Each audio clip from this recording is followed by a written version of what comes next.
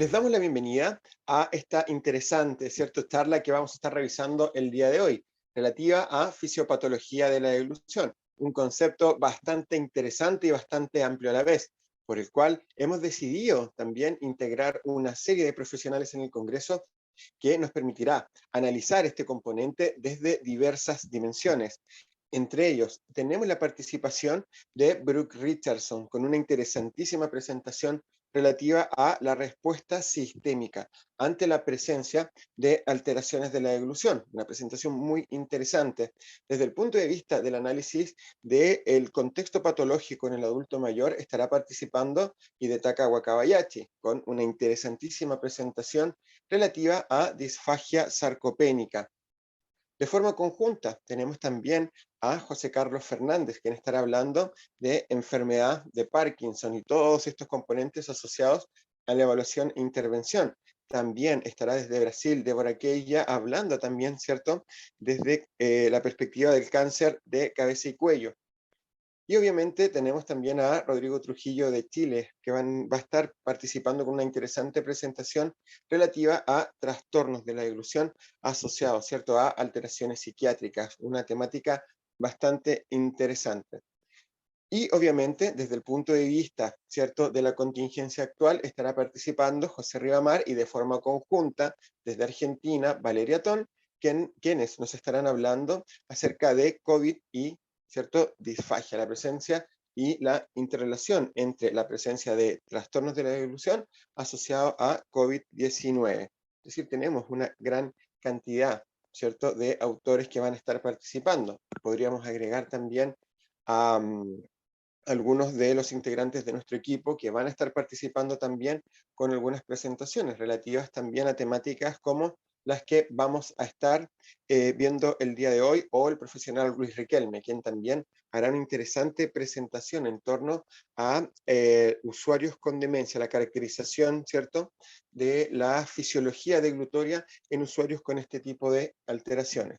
La pregunta es, ¿por qué es tan importante hablar sobre fisiopatología de la deglución?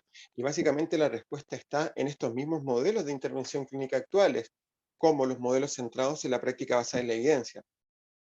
Más allá del modelo, ¿cierto? Podemos ejemplificarlo en la práctica basada en la evidencia, pero más allá del modelo, la mayor cantidad de propuestas conceptuales y metodológicas tienden a ser un análisis centrado en dos grandes dimensiones. Esto, más allá de cualquier modelo, hablan de una dimensión centrada en el usuario, otra en el terapeuta. En el usuario, centrado en sus preferencias, sus experiencias con estas metodologías de intervención, y en el terapeuta con su conocimiento.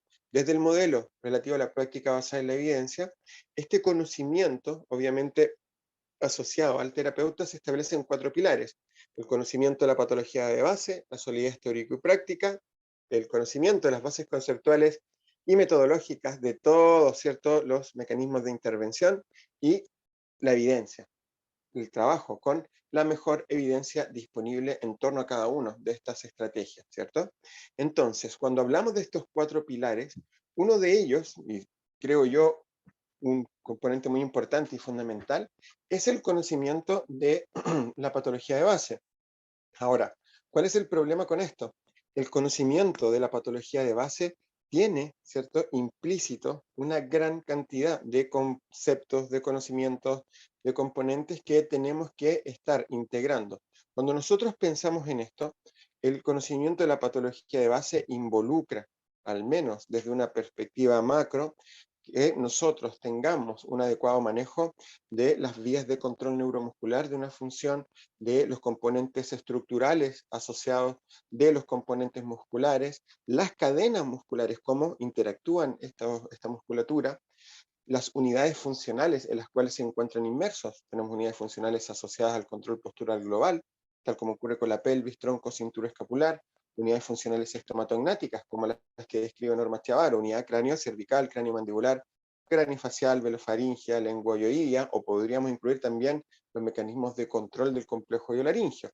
Es decir, tenemos unidades funcionales. Cuando yo conozco estas bases y cuando a la vez integro conocimientos más particulares, cómo participan o cómo se activan determinadas cadenas musculares para determinados componentes fisiológicos y biomecánicos de la función objetivo, es decir, integramos todo este conocimiento, debo a la vez integrar este conocimiento con un foco centrado en la función, tal como dijimos recién, fisiología de la deglución, dos nuevos modelos, con sus modelos para ingesta de líquidos, modelo para ingesta de sólidos, con las etapas descritas para cada uno de ellos, con los subcomponentes fisiológicos descritos para cada etapa y con los subcomponentes biomecánicos asociados a cada subcomponente fisiológico. Cada componente biomecánico involucra un posicionamiento, un desplazamiento, ¿cierto? Y una interacción de cadenas musculares particular. Esta interacción de cadenas musculares particular también tiende, ¿cierto?, a verse reflejado en un patrón de reclutamiento de unidades motoras y fibras musculares específico, en un requerimiento en términos de los tipos de contracción muscular, fuerza, resistencia, potencia, requerimiento de fuerza, requerimiento de resistencia, requerimiento de fuerza, perdón, de potencia específico a cada función, con una dinámica muscular, contracciones isotónicas, isométricas o isocinéticas, preponderantes para cada función. Es decir, desde el punto de vista del conocimiento de la patología de base, primero debo conocer todos los componentes involucrados a la deglución normal, por ejemplo. Cuando conozco esto, puedo integrar el cómo se alteran estos mecanismos, ya sea por alteraciones estructurales, funcionales, neuromusculares, etc. Cuando integro estas posibles alteraciones de todas estas vías, ya puedo integrar al análisis todo mi conocimiento relativo a los aspectos que ya hemos nombrado. Y por ende, la fisiopatología, es decir, las alteraciones en cada uno de estos componentes fisiológicos, ya sea la ingesta de líquidos o la ingesta de sólidos, por ejemplo, o en cada una de sus etapas, en cada uno de sus subcomponentes fisiológicos.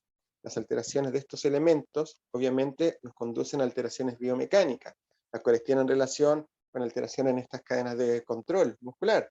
Por ende, esta fisiopatología involucra un amplio espectro de contenidos que debo integrar. Y ese amplio espectro de contenidos que debo integrar tiene directa correlación con las características de la patología de base que va a estar estructurando este contexto patológico.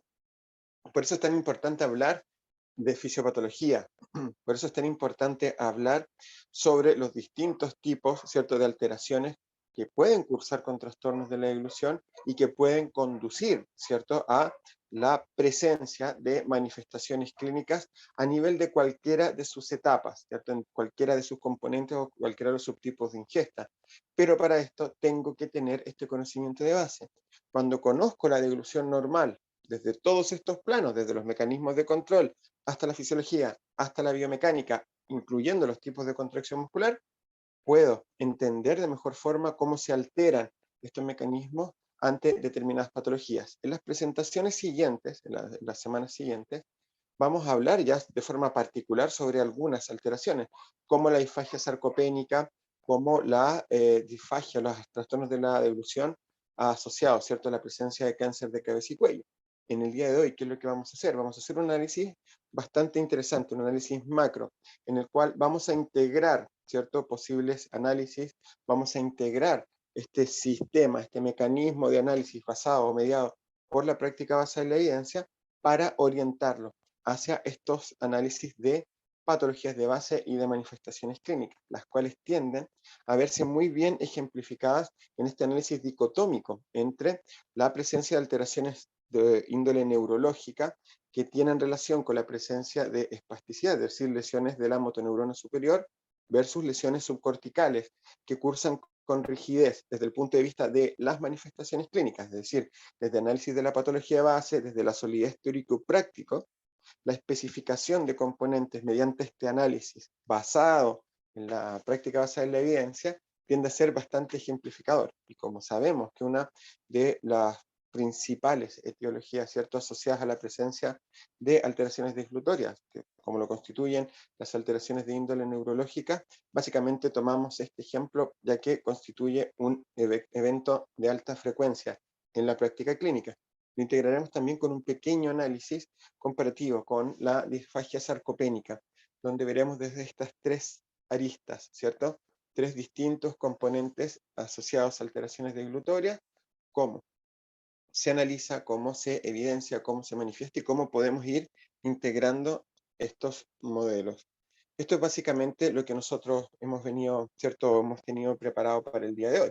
Tenemos, ¿cierto?, un conocimiento que nos dice en la actualidad que un alto número de alteraciones de la evolución tiene como base la presencia de alteraciones neurológicas. Esto, a grandes rasgos, es bastante estudiado, tiene mucha información, sabemos que es bastante común en poblaciones, ¿cierto?, en rangos etarios más avanzados, probablemente asociados, ¿cierto?, al mayor riesgo que presenta estos grupos etarios en términos de la presencia de alteraciones como hipertensión, como la presencia de diabetes, o el riesgo, ¿cierto?, a presentar accidentes cerebrovasculares, incluso cardiovasculares, y por ende, este grupo en particular tiende a ser un grupo de interés bastante interesante. Si bien tenemos manifestaciones clínicas de esta índole en usuarios de menor edad, tienden a ser, ¿cierto?, en menor número en comparación con las alteraciones que podemos encontrar en estos rangos etarios. Y un aspecto interesante, siendo que los adultos sobre 50 o 60 años tienden a tener una mayor, ¿cierto?, preponderancia a evidenciar este tipo de alteraciones, tenemos también en ellos un interesante desafío, que es diferenciar, ¿cierto?, los distintos, ¿cierto?, mecanismos de acción y por ende también diferenciar los distintos contextos en los cuales se puede alterar la evolución. Sabemos que la disfagia neurogénica probablemente es la que se presente en mayor frecuencia en este grupo, pero también tenemos otras alteraciones como la presencia de cáncer de cabeza y cuello, como la presencia de disfagia sarcopénica, que tienen, ¿cierto?, mecanismos de incidencia, mecanismos de acción distintos, ¿cierto?, a los señalados para la disfagia neurogénica. Por eso es importante también ir integrando todas y cada una de estas manifestaciones a los análisis para poder tener una mejor comprensión y de esa forma también realizar un mejor diagnóstico diferencial. Vamos a mirar acá. Acá tenemos graficado lo que hablábamos, ¿cierto?, unos segundos atrás. La práctica basada en la evidencia, con todos sus componentes, desde el conocimiento de la patología de base hasta la solidez teórico y práctica, el conocimiento de las bases conceptuales y metodológicas y la evidencia clínica disponible. Si ven, lo separamos en dos, ya que al parecer este primer componente, el conocimiento de la patología de base, sale o trasciende de este componente clínico. Si lo pensamos, la solidez teórico y práctica es mi capacidad de interrelacionar este conocimiento desde la norma, el conocimiento de la evolución normal, de la evolución patológica, con toda la información que podemos obtener en un proceso de evaluación, ya sea clínica o instrumental. Esa sería la solidez teórico y práctica. ¿Para qué? Para determinar si existe o no un trastorno de la evolución y determinar los objetivos de intervención.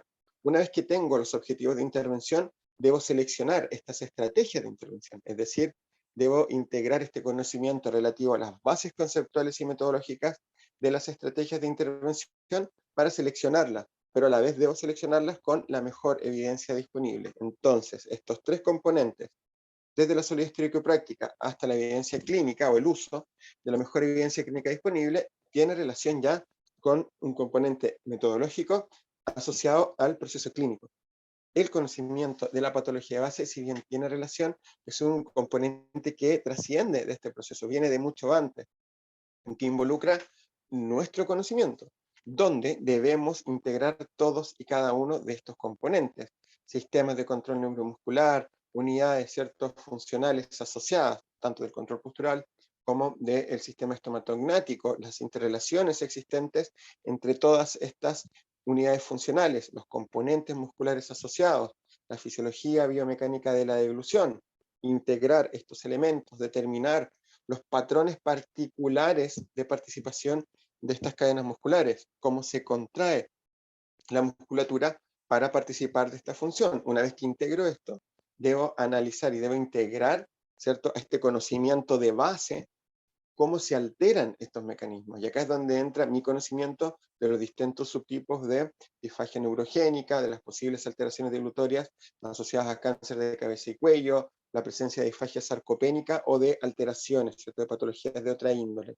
Esto es un conocimiento de base que siempre está y siempre debe estar y que no cambia. ¿Sí? Lo que nosotros podemos, ¿cierto?, instaurar de forma posterior es correlacionar este conocimiento con la manifestación propia del usuario.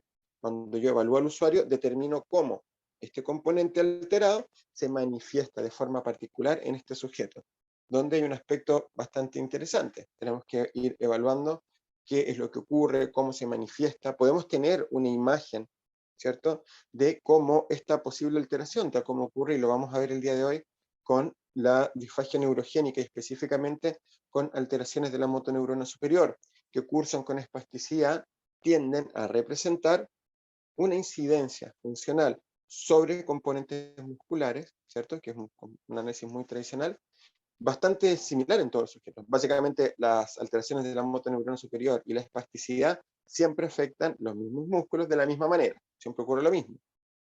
¿Qué es lo que varía? Varía la severidad dependiendo de la lesión o alteración basal. Por ende, ¿qué es lo que yo hago con mi usuario? Yo tengo esta imagen mental. Un usuario con espasticidad puede presentar un signos 1, 2, 3, 4, 5 con estos niveles de incidencia sobre la deglución, y esto es lo que podría ocurrir en un caso severo, que es lo que me toca a mí contrastar cuando evalúo evaluación clínica instrumental, la severidad, cuán o cuál fue la magnitud de esta incidencia sobre el proceso de deglución, sabiendo de base, sabiendo de antemano, mediante mi conocimiento de la patología de base, cuáles son las vías de acción de este tipo de alteración, qué es lo que ocurre, qué es lo que se altera, cómo se altera el tono muscular, cómo incide sobre los componentes musculares, cómo incide sobre las cadenas musculares de control y unidades funcionales. Eso yo lo sé de antes, ya tenemos una idea macro. Lo que debo interpretar y donde debo generar esta solidez teórico-práctica es ver y cuantificar cuánto, ¿cierto?, en términos de la severidad, incide sobre la deglución en particular de su usuario y cómo se manifiesta. Por eso es importante también conocer estos modelos y poder integrarlos. Pero, fuera de esto, este tipo de modelos también nos deja una tarea bastante amplia. La pregunta para esto es, cuánto conozco de la deglución normal? Hemos dicho varios componentes. ¿Cuánto conozco los sistemas de control neuromuscular? ¿Cuánto conozco de los componentes anatómicos y fisiológicos propios de la función? ¿Conozco las unidades funcionales estomatognáticas? ¿Conozco las cadenas musculares involucradas a cada una de ellas? ¿Conozco las interacciones de cada una de ellas durante la deglución? Incluso, ¿conozco esta interrelación entre unidades estomatognáticas y unidades funcionales asociadas al control postural? ¿Puedo integrar todo esto? ¿Sé cómo se contrae la musculatura deglutoria, ¿cierto?, durante esta función? ¿Conozco los patrones de reclutamiento de unidades motoras y fibras musculares? ¿Conozco, ¿cierto?, los sistemas que median estas relaciones de agonismo-antagonismo? ¿Sé cuáles son los requerimientos en términos de fuerza, resistencia y potencia para la deglución? ¿Conozco la dinámica muscular asociada a la deglución? Esas son preguntas súper interesantes. Si no las conozco, las tengo que integrar, ir poco a poco integrando esta información, porque cuando comprendo a cabalidad toda esta información, la comprensión de las manifestaciones clínicas es mucho más simple. Y ahí viene un segundo set de preguntas. Conozco cuáles son los mecanismos, ¿cierto?, de incidencia o de alteración para, ¿cierto?, la presencia de alteraciones tipo espasticidad, rigidez, flacidez. Sé cuáles son las vías que se alteran, sé cómo se alteran. Sé, por ejemplo, cuál es el sustrato fisiopatológico para que un usuario presente hipertono o hiperreflexia durante la presencia de espasticidad, o cuáles son las causas, a dónde se altera o cómo se alteran estas vías para que el usuario presente rigidez ante una alteración subcortical. Ese tipo de preguntas es bastante importante, ¿sí? Aquí estamos hablando del cómo.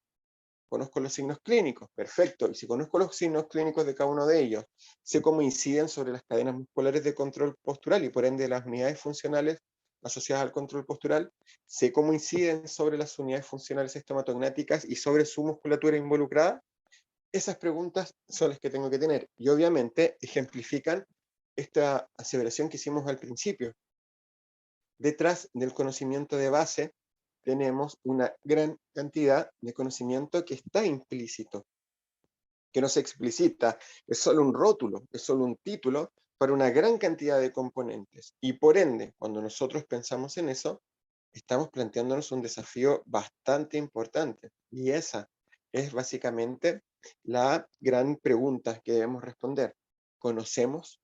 ¿Conocemos o tenemos bases para poder manejar adecuadamente este rótulo, este conocimiento de la patología de base? o requerimos, ¿cierto?, de un poco más de integración de información para poder analizarlo. Por eso queremos integrar este modelo el día de hoy y analizarlo desde esta perspectiva. Básicamente tenemos 2 horas, no podemos incluir todas las posibles alteraciones, pero sí vamos a hacer un análisis bastante particular mediante esta dicotomía existente entre la espasticidad y la rigidez, con sus manifestaciones clínicas, con el análisis centrado en este modelo, y obviamente después lo vamos a integrar a un tercer elemento, la disfagia sarcopénica, como otro elemento patológico que también cursa con otro tipo de análisis totalmente distinto. De partida tiene una base distinta, no neurológica. Y en base a estos 3 elementos vamos a realizar nuestra comparación. Desde un punto de vista macro, lo que nosotros, tal como lo hemos venido comentando, tenemos y debemos integrar 2 grandes elementos. Uno, los componentes macro, los sistemas de control neuromuscular, ¿cierto? Y los sistemas, ¿cierto?, asociados a la deglución normal, sistemas de control neuromuscular, anatómicos, fisiológicos, biomecánicos, tienen que integrarse desde 2 grandes componentes. Primero, cómo participan en este control postural global, cómo este control postural global incide sobre el control estomatognático, es decir, la estabilización y control funcional, sin sin tener una función, ¿cierto?, de por medio, sino que solamente para la estabilización y control funcional estomatognático, yo requiero de base un adecuado control postural. Eso es uno. Esto incide directamente, el control postural incide sobre el control de cabeza y cuello. Control de pelvis, tronco, cintura escapular, si se modifica, altera el control cráneo cervical. Y esto genera un posicionamiento cefálico distinto en el espacio. Anteriorizaciones, por ejemplo, flexiones. Estos cambios en el espacio, ¿cierto?, se dan porque los mecanismos de control craneocervical tienen, ¿cierto?, la musculatura, inserciones a nivel de la cintura escapular y de la parrilla costal.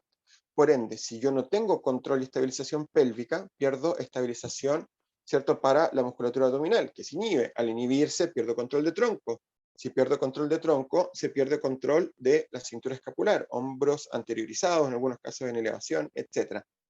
Ese cambio, en ese contexto, cambia los puntos de inserción para esta musculatura craneocervical y por ende algunos músculos tienden a inhibirse y se tiende a perder este control, este posicionamiento craneocervical en el espacio. Por eso es importante conocer esto, porque no solo las alteraciones, por ejemplo, neuromusculares, no solo la hipertonía o la hipotonía van a incidir sobre una unidad funcional estomatognática, también inciden estas mismas manifestaciones sobre otras regiones corporales. Y ya una vez que veo esto, la unidad cráneo-cervical, este punto de transición entre el control postural global y el control estomatognático, obviamente incide sobre el control craniofacial, craniomandibular, linguoyoideo y velofaringio. ¿Por qué? Porque gran parte de los músculos asociados a estas unidades funcionales tiene como punto de inserción el cráneo. Veámoslo en un ejemplo. El hueso yoides, una estructura tan importante que participa en el control craniomandibular, en el control linguoyoideo, en las cadenas asociadas al control del complejo biolaringio, tiene como puntos de inserción craneal la musculatura suprayoidea posterior, el vientre posterior del digástrico sobre la apófisis mastoides y el estiloyoideo sobre la apófisis estiloides. Si la cabeza cambia su posición en el espacio, le cambio también, ¿cierto? Genera un cambio a nivel de este punto de inserción, incidiendo sobre esta musculatura, incidiendo también sobre el control del hueso yoides, modificando estas unidades subyacentes, craniomandibulares, linguoyoides y el control del complejo biolaringio. Por este motivo es tan importante. ¿Por qué? Porque si vemos la musculatura masticatoria, el temporal tiene inserción craneal, los pterigoideos tienen inserción craneal, masséteros tienen inserción craneal, algunos músculos faciales también los tienen, algunos músculos velares, faringios, etc. Por ende, ¿qué ocurre acá? Nuestros sistemas en sí no son, acá por un tema de especificación funcional, los tendemos a subdividir y los subdividimos con sus componentes de control. Pero en estricto rigor, todos y cada uno de estos elementos tienen una interrelación. Y esta interrelación tiende a ser muscular. Incluso tienden a compartir componentes musculares, que tienen distintos tipos de participación para las distintas unidades funcionales. Por ende, cuando tenemos una alteración, sea neurológica o no, debemos integrar desde el control postural al control estomatognático y desde acá hacia la función deglutoria. ¿Por qué? Porque por una parte, si fuera una alteración, por ejemplo, neurológica, tenemos la incidencia directa sobre el tono muscular de la alteración neuromuscular, como la espasticidad, la rigidez, la flacidez, y por otra parte tenemos esta incidencia global asociada a los cambios y modificaciones en estas unidades funcionales, que también van a incidir sobre estos componentes. Por eso es tan interesante verlo desde esta perspectiva. Tenemos que integrar todos y cada uno de estos elementos, ya que cuando los integro, puedo comprender de mejor forma cómo, ¿cierto?, se va a incidir sobre la fisiología y la biomecánica deglutoria. Y para esto tengo que conocer los modelos más actuales, ¿cierto?, que nos permiten especificar tanto a nivel fisiológico, pero debo integrar la biomecánica de cada modelo. Es decir, no solo me debo quedar en que tenemos un modelo para ingesta de líquidos y de sólidos, no solo me debo quedar en que cada uno tiene sus propias etapas, ¿cierto?, descritas. No solo me debo quedar en que cada etapa tiene sus propios subcomponentes fisiológicos. Debemos integrar a cada subcomponente fisiológico la biomecánica subyacente. ¿Qué desplazamiento, qué posicionamiento, qué musculatura actúa para generar este desplazamiento o posicionamiento? ¿Cuáles son las cadenas musculares de control? ¿Cómo se afectan ante la presencia de determinadas patologías de base? Ahí es donde está el foco para poder comprender cómo intervenir. Hay un ejemplo muy bueno, pero muy bueno en esto, que lo da la musculatura infrayoidea. Y esto lo vamos a analizar a lo largo de las presentaciones, viendo cómo este grupo muscular, al cual muchas veces le prestamos poca atención, tiene un rol bastante importante a nivel del control de las unidades funcionales estomatognáticas y del control de la deglución. Por eso es muy interesante que podamos revisarlo. Vamos acá con nuestro primer ejemplo. ¿Por qué decimos partir desde este análisis dicotómico entre espasticidad y rigidez? Muy bien. Cuando nosotros hablamos de alteraciones de los sistemas de control neuromuscular, tenemos que tener claro una característica. Esta característica se relaciona con las manifestaciones clínicas, es decir, cuando nosotros tenemos alteraciones que involucren la presencia de alteraciones de la motoneurona superior, siempre se van a alterar los mismos componentes y se generan manifestaciones clínicas similares. Una de ellas es la hipertonía, otra de ellas es la hiperreflexia, que es lo que tenemos acá, generando este patrón característico en términos del tono muscular, este patrón flexor. Pero pensemos en lo siguiente. Se genera un patrón flexor. Los usuarios con espasticidad tienden a tener este patrón flexor, por ejemplo, en el miembro superior, donde se evidencia este hipertono, esta gran activación anterior y una inhibición posterior. Por ende, la incidencia del hipertono durante la presencia de espasticidad es más bien focal a algunos músculos versus la inhibición de sus antagonistas.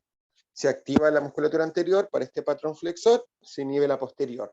Los usuarios con espasticidad no presentan hipertono en todos sus músculos, sino que activaciones hipertono de determinados grupos musculares, inhibiciones de sus antagonistas. Y esto se repite en todo el cuerpo, es decir, los usuarios con espasticidad presentan este patrón de activación a nivel del miembro inferior, con una gran activación de la musculatura anterior, con una, por ejemplo, el plano en el cual se sitúa la rodilla tiende a medializarse, ¿cierto? La pierna va hacia el medio, ¿cierto? Un poco en flexión, ¿sí? Esto tiende a reflejar también activación de musculatura, en este caso el miembro inferior, activación, ¿cierto?, de esta musculatura, ¿cierto?, anterior versus la inhibición posterior. A nivel del miembro superior, estos patrones de flexión, incluso del brazo y de la mano, que también reflejan este patrón flexor y este patrón de hipertonía de un grupo muscular e inhibición de sus antagonistas. Y este contexto, también a nivel del tronco, podemos ver una mayor activación anterior con esta tendencia a la flexión del tronco, ¿sí? Esto lo podemos reflejar en muchos componentes. Este patrón tiene un correlato a nivel, ¿cierto?, de cabeza y cuello. Y de hecho, un grupo muscular a nivel estomatognático que presenta este patrón de inhibición, ¿sí?, asociado a la activación de algunos músculos agonistas, es la musculatura suprayoidea. La musculatura suprayoidea tiende a verse inhibida ante la presencia de espasticidad, y es por esto que usuarios con espasticidad ¿cierto? O con este tipo de lesión de motoneurona superior, tipo accidente cerebrovascular, pueden utilizar electroestimulación. Pensemos en lo siguiente: electroestimulación, un estímulo eléctrico profundo que conduce a la contracción muscular, que tiende a llevar, ¿cierto?, a este contexto. Básicamente, en este tipo de usuarios, si es que tuviéramos una marcada, un marcado hipertono, probablemente debiera requerir de algún tipo de regulación más en términos de su uso, por ejemplo, en el uso de las rampas para el manejo, algo que no se considera mucho en los cursos, o debiera no utilizarse. Pero estos usuarios tienden a responder bien a este tipo de estrategias de intervención, ya que particularmente este grupo muscular en usuarios con alteraciones de motoneurona superior tiende a estar inhibido. Y es este patrón el que se evidencia a lo largo del cuerpo. Ahora veámoslo. Si tenemos una musculatura anterior en el miembro superior activada y una posterior inhibida, ¿qué ocurre a nivel de las cadenas musculares estomatognáticas? La musculatura antagonista para la musculatura supra, en términos del control del maxilar inferior, son la musculatura masticatoria, básicamente. Y en este tipo de usuarios con presencia de este tipo de lesión, tenemos una gran activación de este grupo muscular, inhibición de su antagonista, la musculatura supra. La musculatura infra, que también es su antagonista en el control del complejo de laringio, también evidencia este hipertono, versus la inhibición de su antagonista, la musculatura supra. La musculatura supra se tiende a inhibir. Este patrón de activación-inhibición se repite en todo nuestro cuerpo. Y esto es muy interesante, porque nos sitúa en otro tipo de análisis. ¿Por qué se genera este hipertono y cómo, o qué es lo que media esta manifestación? Y obviamente esta manifestación tiene relación con estos patrones de control neuromuscular.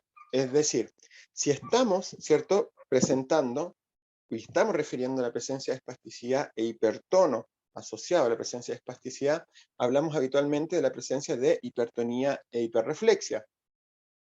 La pregunta es, ¿por qué se genera hipertonía y hiperreflexia? Y acá es donde viene mi capacidad y mi conocimiento de la patología de base. Las lesiones de motoneurona superior que cursan con este tipo de signos habitualmente tienden a representar la alteración de dos vías, una vía directa y una vía indirecta. Esto lo refiere Duffy en diversas publicaciones del libro Motor Speech Disorders, por ejemplo. ¿Qué es lo que nos dice Duffy? La motoneurona superior son todas las vías que van, vías descendentes, ¿cierto? Desde superior hacia los núcleos espinales y los núcleos, ¿cierto?, de los pares craneales. Nosotros tendemos a relacionar a la motoneurona superior el sistema piramidal, pero el sistema piramidal es solo una parte. El sistema piramidal con el haz córtico-espinal y el haz córtico-vulvar son vías descendentes y constituyen esta vía de activación directa. ¿Qué es esta vía de activación directa? Es una vía que conecta, que es descendente, que conecta con los núcleos, que activa, ¿cierto? Activa, genera una activación para los movimientos voluntarios. Es decir, el sistema piramidal, dentro de este amplio universo que es el control motor, participa solo del control de movimientos voluntarios. Y esta vía de activación directa funciona con mecanismos probablemente de activación. Es decir, la información que transmite es activar. ¿Bien? Pero tenemos tres componentes anexos que no controla el sistema piramidal, que también están, ¿cierto?, son inherentes a una vía también que forma parte de la motoneurona superior, una vía descendente, ¿cierto?, desde cortical hacia abajo, y que esta vía, en general, no sigue en algún punto este recorrido que presenta el sistema piramidal. Es una vía extrapiramidal, denominada vía de activación indirecta, que tiende a tener un recorrido bastante conjunto, se tienden a alterar, ¿cierto?, en conjunto ante estas alteraciones, pero que no pasa por las pirámides vulvares. Por ende, no es piramidal, es una vía extrapiramidal que Duffy y muchos autores denominan vía de activación indirecta, que tiene que ver básicamente con el control del tono, la postura y los reflejos. La respuesta refleja el tono muscular y la postura. Este control subconsciente involuntario se encuentra a cargo de esta vía extrapiramidal indirecta, que también forma parte de la motoneurona superior. Entonces, tenemos acá varias información.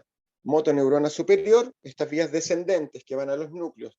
La motoneurona superior no está compuesta solo por componentes piramidales. Componentes piramidales son solo esta vía directa para el control de movimientos voluntarios. También tiene componentes extrapiramidales que tienen que ver con este control subconsciente involuntario del tono, la postura y los reflejos. Cuando se generan alteraciones, obviamente se dañan ambos. ¿Cuál es el tema? El tema es que esta vía indirecta no funciona por activación. La vía indirecta funciona por inhibición, es decir, la vía indirecta más bien tiene un freno. El sistema de la vía indirecta genera una descarga continua, pero la vía en general va mediante los centros involucrados generando un freno a esta información para regular el tono. ¿Por qué es distinto esto? Porque la vía directa tiende a estar, ¿cierto? Con este mecanismo de bloqueo de información, se activa en general, es una vía de activación. La vía indirecta es una vía que va a estar mediada por inhibición de la descarga.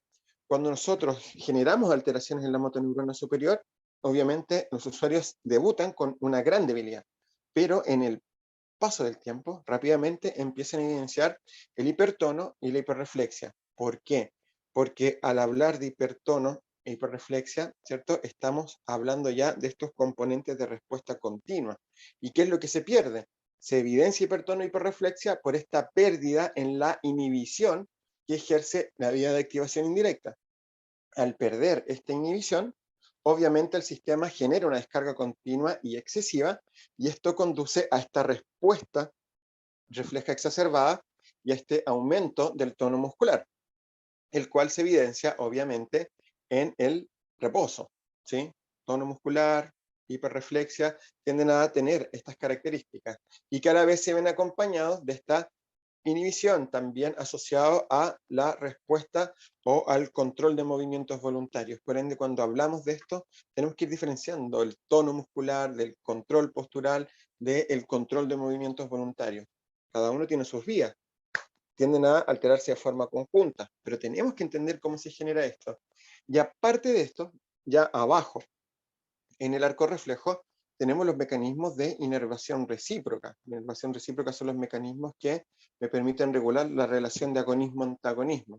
Al parecer, al alterarse la motoneurona superior, genera que estos mecanismos, ¿cierto?, de activación-inhibición se exacerben y siempre se generan estos grupos musculares hiperactivados, reflejando el hipertono. Habitualmente estos grupos musculares mucho más potentes, versus la inhibición de sus antagonistas. Y esto se da en todos los usuarios de la misma forma, con las mismas manifestaciones clínicas, es decir, siempre los mismos músculos que van a reflejar este hipertono, siempre los mismos músculos antagonistas que se van a inhibir. Eso es lo que va a ocurrir. ¿Qué es lo que ocurre con los usuarios? Dependiendo del tamaño de la lesión, por ejemplo, si es un accidente cerebrovascular, van a tener mayor o menor severidad o van a estar presentes durante un mayor o menor tiempo. Por eso es muy importante conocer esto, porque esta manifestación clínica propia de la espasticidad es muy distinta a la que vamos a evidenciar cuando tenemos rigidez, donde se integran otros mecanismos y se genera otro tipo de respuesta totalmente distinta. Acá tenemos una imagen, ¿cierto? Esta imagen cuenta con autorización, está utilizada desde una base de datos que tenemos, y básicamente habla un poco de esto. ¿Qué es lo que ocurre con este tipo de alteraciones?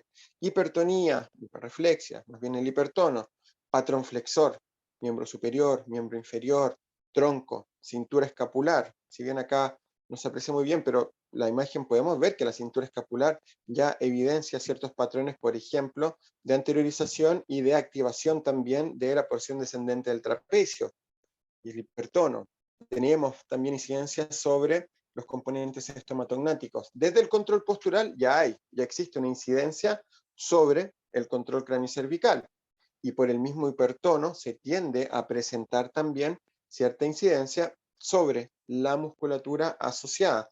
Por ende, estos cambios en el posicionamiento cefálico, estas rotaciones, inclinaciones, también tienen relación con el tono muscular y de base también tienen relación con las alteraciones en el control postural. Es importante también este trabajo transdisciplinario, donde integremos profesionales de distintas áreas que puedan abordar también desde distintas perspectivas todos estos componentes. Si vemos, por ejemplo, el modelo para la ingesta de líquidos en este tipo de usuarios, tenemos que pensar en lo siguiente, ya centrándonos en la deglución propiamente tal. El modelo para la ingesta de líquidos, la etapa preparatoria oral, no solo involucra una función macro. La función macro de esta etapa preparatoria oral para la ingesta de líquidos es la contención anterior del líquido, es decir, que recibir y contener anterior a nivel oral el líquido. Esta función principal tiene distintas subfunciones, porque para contener anterior el líquido, tenemos que tener una adecuada estabilización del maxilar inferior, tenemos que tener un cierre anterior ejercido por el orbicular de los labios, un cierre lateral ejercido por el buccinador. En un alto número de sujetos se refiere a un cierre posterior, generado por la elevación de la base de la lengua y un descenso del velo del paladar, pero tenemos que tener claro que también existe un número de sujetos que normalmente no presentan este cierre, que incluso tienen agregaciones valleculares y que eso forma parte de la deglución normal. Eso es súper interesante también. Y para esta contención anterior también tiene que haber un descenso del ápice. La lengua genera elevación de la base, descenso del ápice. Todos estos subcomponentes son los que yo tengo que analizar. De nuevo, subcomponentes fisiológicos, biomecánica subyacente. Por ende, para poder generar este tipo de subcomponentes fisiológicos, tengo que tener una indemnidad de las cadenas de control craniomandibular, temporal, masséteros, pterigoideos mediales, pterigoideos laterales, la musculatura supra, la musculatura infra, incluso la musculatura suprayoidea posterior, que son los que permiten estabilizar el maxilar inferior. La pregunta es, ¿cómo se encuentra esta cadena en usuarios con espasticidad? Para poder tener este cierre anterior, este cierre labial, primero se requiere de la estabilización del maxilar inferior. El maxilar inferior en apertura tiende a inhibir el orbicular de los labios. Por ende, estabilización del maxilar inferior, cierre del orbicular de los labios, el cual por sí solo, mediante su contracción, permite este cierre anterior, pero que a la vez participa de una cadena muscular bastante compleja. Al parecer, el orbicular de los labios es el punto de inserción para muchos músculos. Es elevador del ángulo, depresor del ángulo, cigomático mayor, cigomático menor, risorio, buccinador. Todos llegan a este punto de inserción no óseo. Por ende, dependen de la estabilización y del adecuado control funcional del orbicular de los labios. Y a la vez, el orbicular de los labios tiene un aspecto muy particular. El orbicular de los labios se interconecta en el ángulo con el buccinador, ¿sí? Interconexión estructural. Y estructuralmente el buccinador hacia posterior tira unos tendones que se entrecruzan con las fibras del constrictor faríngeo superior. Estos tres músculos que se conectan estructuralmente también tienen una interconexión funcional y tienden a presentar patrones de contracción conjunta, los cuales Norma Chavaro denomina cincha del buccinador. Generalmente se contraen de forma conjunta. Entonces, el orbicular de los labios forma parte de un sistema funcional que se asocia a la contracción del buccinador e incluso del constrictor faríngeo superior.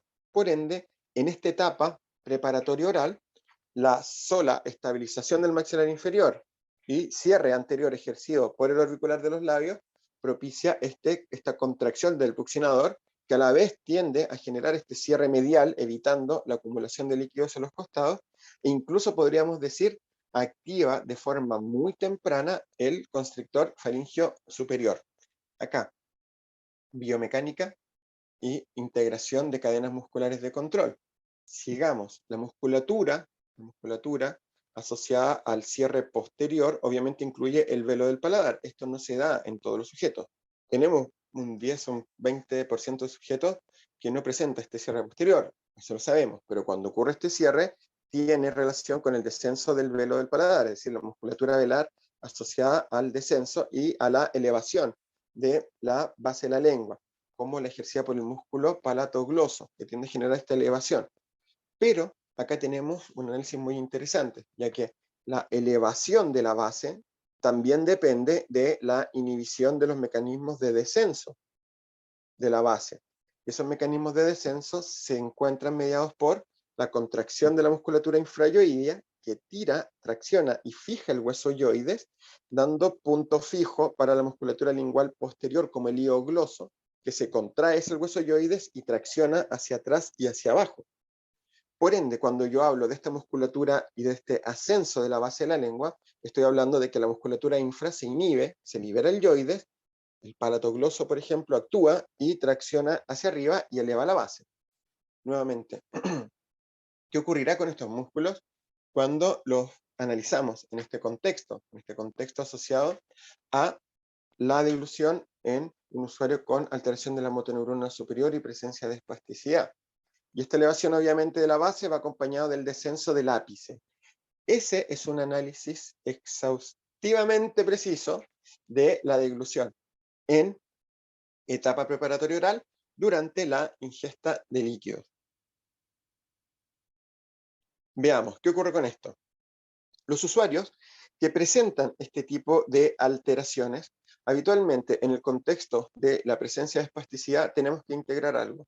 Todos los usuarios presentan la activación muscular de determinados componentes, siempre se activan los mismos. Y uno de esos es la musculatura infra. La musculatura infrayoidea siempre en este tipo de usuarios tiene activación con punto fijo abajo en la cintura escapular. Por ende, los usuarios con espasticidad tienden a presentar musculatura infra contraída, con una leve retracción y fijación del hueso yoides, y por ende, con activación de la musculatura lingual posterior con punto fijo en el yoides. Se contrae hacia el yoides la musculatura lingual posterior. Y esto explica el por qué los usuarios con espasticidad tienden a tener esta retracción lingual.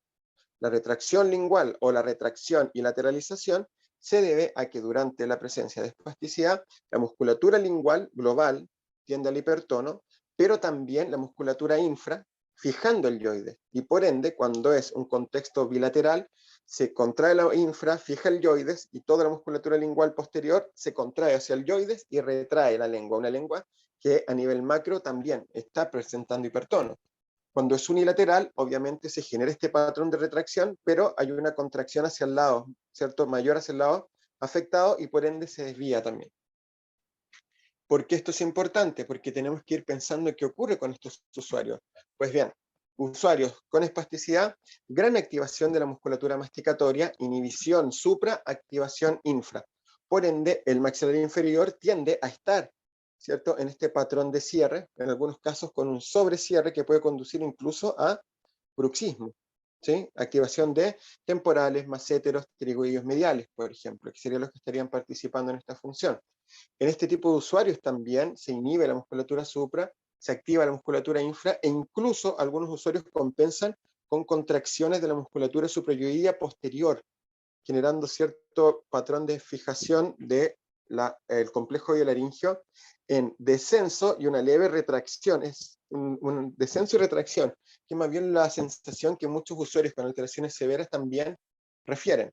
¿Por qué esto es importante? Porque desde el punto de vista de la etapa preparatoria oral, este patrón de cierre del maxilar inferior o sobrecierre con incluso presión entre los dientes podría no incidir sobre el cierre labial, ¿sí? Pero el cierre labial se va a ver incidido por su propia respuesta, la propia respuesta auricular, a la alteración de motoneurona superior, y por ende este músculo presenta por sí solo hipertono, el cual tiende a estar débil y podría verse alterado en este tipo de sujetos con la presencia de escapes anteriores. Lo mismo ocurre con el orbicular de los labios, ¿sí? Perdón, con el buccinador, orbicular, buccinador, hipertono con debilidad, y por ende podrían en algunos casos presentar también acumulación lateral o escape anterior, que es lo que habitualmente vemos también cuando se genera este escape anterior de secreciones. ¿Qué otro componente va a ocurrir acá? La lengua. Esta lengua que va a estar, ¿cierto?, en retracción, con contracción, por ejemplo, el hígado gloso hacia el yoides, va a tener un bajo rango de movimiento en términos de este posicionamiento de elevación de la base. La acción de este músculo, por ejemplo, el músculo del palatogloso en esta elevación de la base, va a ser menor. ¿Por qué? Porque la musculatura infra está reteniendo al yoides, se contrae, lo fija, y de esa forma va a estar restringiendo el rango de movimiento de elevación de la base. Por ende, este patrón de elevación de la base podría ser menor, restringiendo dos cosas. Uno, la musculatura velar también se ve afectada por el hipertono, la cual tiende también a tener un rango de restricción de movimiento. No se podría generar este cierre posterior, que es muy común en una mayor frecuencia de sujetos, pero también esta menor elevación de la base altera este mecanismo de contención, y por ende los usuarios tienen un mayor riesgo de presentar escape a posterior. Ese es un ejemplo 1. Vamos a ver por acá. Contención anterior de líquidos, que es lo que presentan desde un punto de vista fisiopatológico: disminución de la elevación de la base de la lengua, disminución de contacto entre la base de la lengua y el velo, escapes anteriores, mediales y posteriores, aumento del riesgo expirativo. Un punto importante con esto es que, por ejemplo, la mayor parte de la literatura, ¿cierto?, cuando habla de deglución, habla de esto, lo que estamos viendo en esta imagen. pero no tenemos mucha información respecto a los componentes que vimos de forma previa. Es decir, llegamos a leer que existe una disminución en la elevación de la base de la lengua, llegamos a ver que fisiopatológicamente existe también una disminución entre este contacto de base de la lengua velo, en una mayor parte de sujetos, llegamos a leer la presencia de escapes anteriores, ¿cierto? Mediales posteriores y el aumento del riesgo expirativo, pero no llegamos a integrar cuáles son los subcomponentes fisiológicos y la biomecánica y los tipos de contracción subyacentes a cada uno de ellos. Cuando yo los comprendo, entiendo esto desde otra dimensión, otra perspectiva.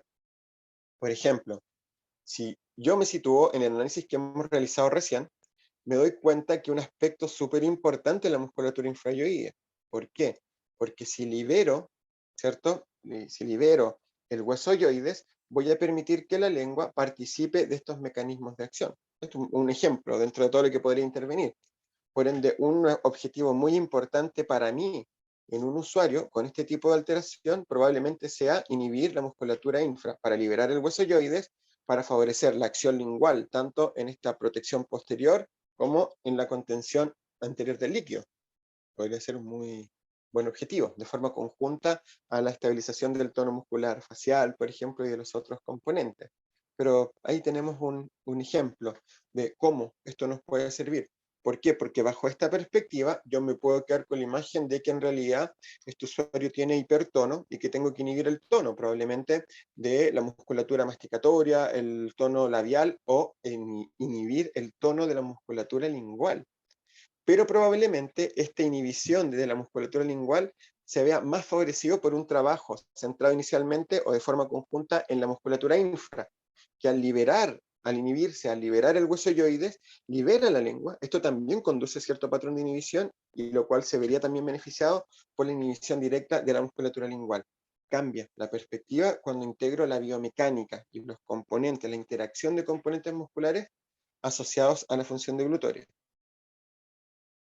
Lo mismo ocurre en estos usuarios con la propulsión de líquidos. ¿Qué es lo que pasa con ellos? Estos mismos patrones de activación de hipertono infra, fijación, ¿cierto? Yoidia, retracción de la base de la lengua.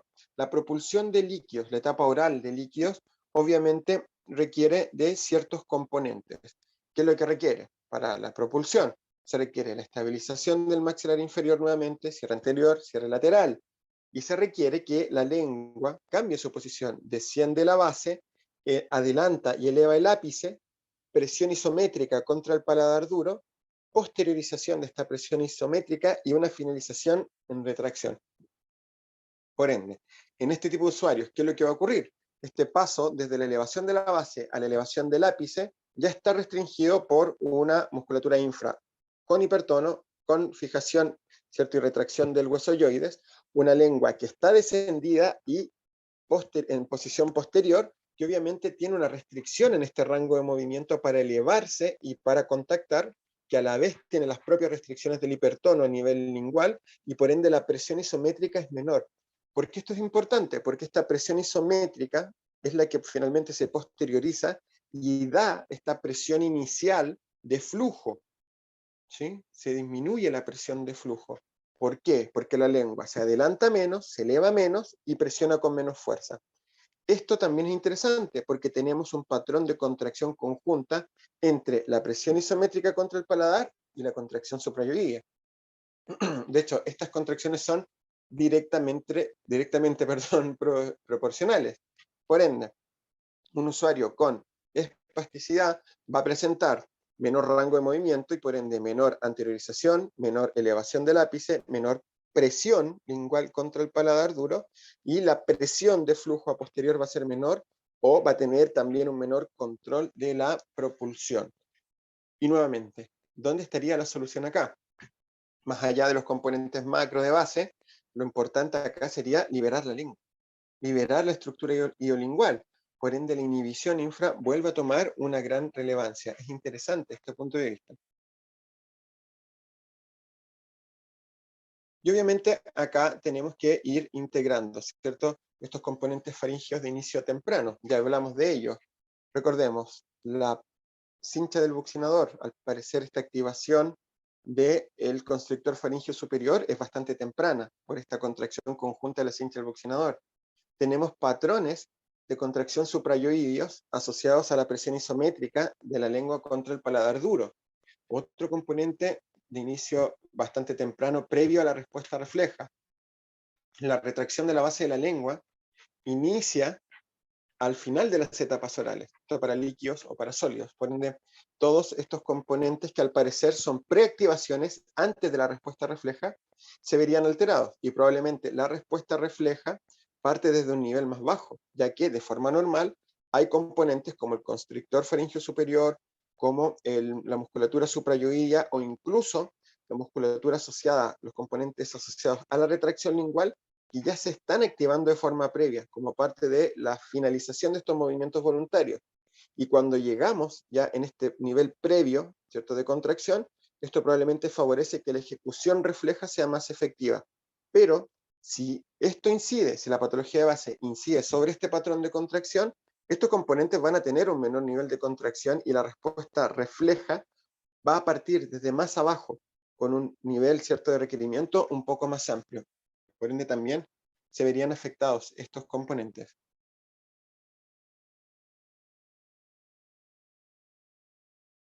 Acá está. Esto obviamente habla un poquitito de este componente de inicio temprano, este componente faríngeo. La retracción de la base de la lengua forma parte de la finalización de la propulsión y de este inicio de la respuesta refleja propiamente tal. ¿Por qué? Porque la propulsión genera una presión isométrica que se posterioriza, pero en la medida que se va posteriorizando esta presión, se va requiriendo de ciertas retracciones linguales para posteriorizar, ¿cierto?, la presión y trasladar a posterior el bolo y generar este flujo. Por ende, antes de la respuesta refleja, ya se está iniciando este proceso. ¿Y cómo se inicia este proceso? Para retraer la base de la lengua y retraer la estructura lingual, tengo que contraer la musculatura infra, fijar el hueso yoides, dar punto fijo en el hueso yoides para la musculatura lingual posterior, la cual se contrae hacia el yoides y va retrayendo la lengua. Esto es interesante porque biomecánicamente representa dos cosas. Hablemos de deglución normal.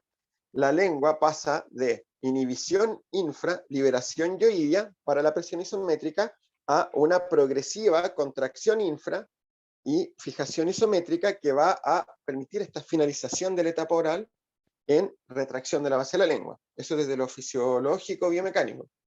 Pero desde lo fisiopatológico sabemos que la musculatura infra está limitando el movimiento. Se encuentra con hipertono, con fijación yoidea y por ende es muy limitado este movimiento de anteriorización y elevación del ápice, pero también genera restricciones en los patrones de retracción de la base de la lengua. ¿Por qué esto es importante? Porque no es que la lengua quede en retracción total, sino que queda en un punto medio con restricción de movimiento para la anteriorización y elevación propia de la propulsión, pero también queda en un punto medio para la retracción necesaria. Debemos recordar que a nivel faríngeo la base de la lengua contacta durante la respuesta refleja contra la pared faríngea posterior. Y eso permite también empujar la epiglotis, ¿cierto? Son factores que llevan a la inversión epiglótica y producen un componente muy importante. En la etapa faríngea, el contacto a posterior de la lengua con la pared faríngea posterior sitúa la pared faríngea posterior como punto fijo para el músculo hiogloso, el cual también participa con su contracción de la elevación del complejo hiolaríngeo. Entonces, ¿por qué es importante conocer la biomecánica? Porque solo en esta secuencia que hemos dado tenemos distintos momentos con distintas participaciones de la musculatura infra. Pensemos en esto. Propulsión. La lengua se adelanta, se eleva y presiona isométricamente, con inhibición de la musculatura infra. Se empieza a posteriorizar esta presión, la cual finaliza en retracción, por lo que progresivamente la musculatura infra se empieza a contraer, fija progresivamente el hueso yoides y propicia esta retracción de la base de la lengua. Pero en la respuesta faríngea, respuesta motora orofaríngea, la respuesta refleja de la deglución, la retracción de la base de la lengua en algún punto contacta con la pared faríngea superior y esto se asocia a inhibición infra. ¿Por qué? Porque este contacto a posterior, de forma conjunta con la musculatura suprayoidea, de forma conjunta con los músculos, muchas veces asociados, ¿cierto?, a el complejo hiolaríngeo, genera o inicia la elevación del complejo hiolaríngeo. Y para eso se inhibe la musculatura infra, se libera el yoides, e incluso el hiogloso en contacto con la pared faríngea posterior, con punto fijo en la pared faríngea posterior, participa con este punto fijo en la elevación del complejo de laringe. ¿Por qué hacemos todo este análisis tan repetitivo? Porque hemos integrado al menos 5 subfunciones, una gran cantidad de componentes biomecánicos, y en todos un componente de trascendental importancia en la musculatura infrayoidea.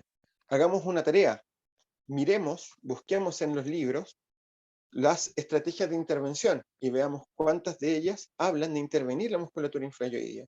Hagamos una tarea introspectiva. ¿Consideramos la musculatura infrayoidea como un componente de trascendental importancia al minuto de seleccionar objetivos de intervención en usuarios con este tipo de alteración? Esa es una pregunta bastante importante, porque al parecer, si yo inhibo este hipertono propio de la espasticidad sobre la musculatura infra, si yo libero el hueso yoides, al parecer voy a estar incidiendo sobre un alto número de componentes orales y faringios propios de la deglución. Por eso es importante integrar este tipo de análisis. Si lo llevamos a la ingesta de sólidos, es básicamente lo mismo. Un grupo muscular con tendencia a la activación, con esta gran activación infra, con esta lengua o unidad biolingual en retracción, con la inhibición supra propia de esta respuesta a la espasticidad, con activación de un grupo, inhibición del antagonista, donde la musculatura supra se ve inhibida, y aparte de eso, se ve afectada por los otros componentes musculares, y obviamente esta etapa de transporte 1 para sólidos, es decir, la apertura, recepción, cierre del maxilar inferior y posteriorización, se va a ver afectado. ¿Por qué? Porque para esta etapa se requiere de control del maxilar inferior para la apertura y cierre, el cual puede estar restringido si el tono, el aumento o el hipertono de la musculatura masticatoria es muy exacerbado. Dificultades en la apertura, por ejemplo. Podemos encontrar las mismas dificultades en el cierre anterior medial, ¿cierto? ¿Qué vamos a encontrar acá? Básicamente una lengua que podría estar posteriorizada y que podría tener dificultades dentro de la apertura para anteriorizarse y generar este control del bolo y posicionamiento a posterior para el procesamiento. De nuevo, ¿qué incide acá? Musculatura infra. Tenemos que tener como objetivo inhibición de componentes para favorecer la apertura, ¿cierto? El control del maxilar inferior, inhibición de la musculatura, ¿cierto? Del orbicular de los labios, buccinador, para poder regular este tono y disminuir, perdón, la debilidad y evitar escapes anteriores y laterales.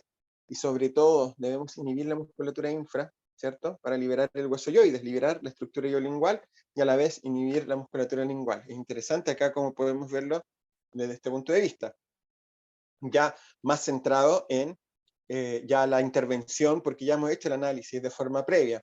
Etapa 2, para sólidos, la etapa de procesamiento se va a ver altamente afectada. Debemos recordar que en estos usuarios con espasticidad, ¿qué es lo que tienden a manifestar? Una gran activación a nivel de la musculatura masticatoria con inhibición de la musculatura supra.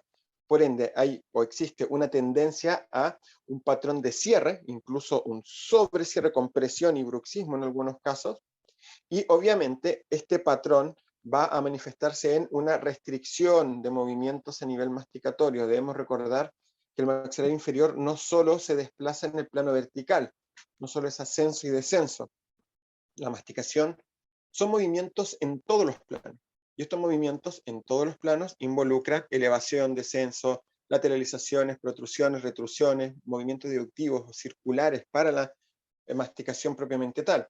Por ende, si yo quiero potenciar la masticación, tengo que comprender las bases neurofisiológicas de la espasticidad o la presencia de alteraciones de motoneurona superior, los cuales tienden a incidir sobre el tono muscular de todos estos componentes, por lo cual debo tratar de inhibir la mayor cantidad de componentes posibles, temporales, masséteros, pterygoideos mediales, pterygoideos laterales, por ejemplo.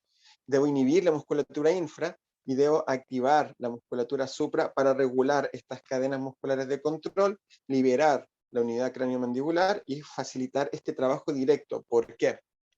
Porque la masticación, al igual que el habla, tiene una alta especificidad. ¿Y qué involucra esto? Básicamente, la masticación requiere de tareas masticatorias para potenciarse. No sirven estas tareas de cierre en el plano vertical, no sirven las tareas aisladas de fuerza en el plano vertical, sino que más bien para potenciar la masticación propiamente tal, si bien puedo utilizar estas otras estrategias para regular el tono, sí o sí voy a requerir de una tarea masticatoria para que se potencie esta función. Y eso es un punto que debemos tener en consideración.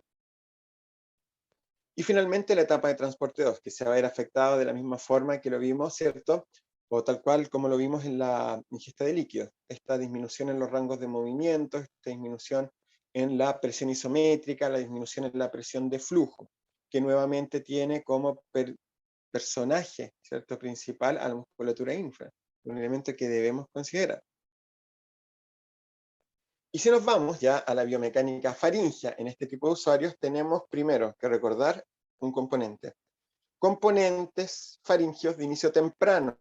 Estas preactivaciones musculares que en estos tipos de usuarios se van a ver alteradas o se pueden ver alteradas.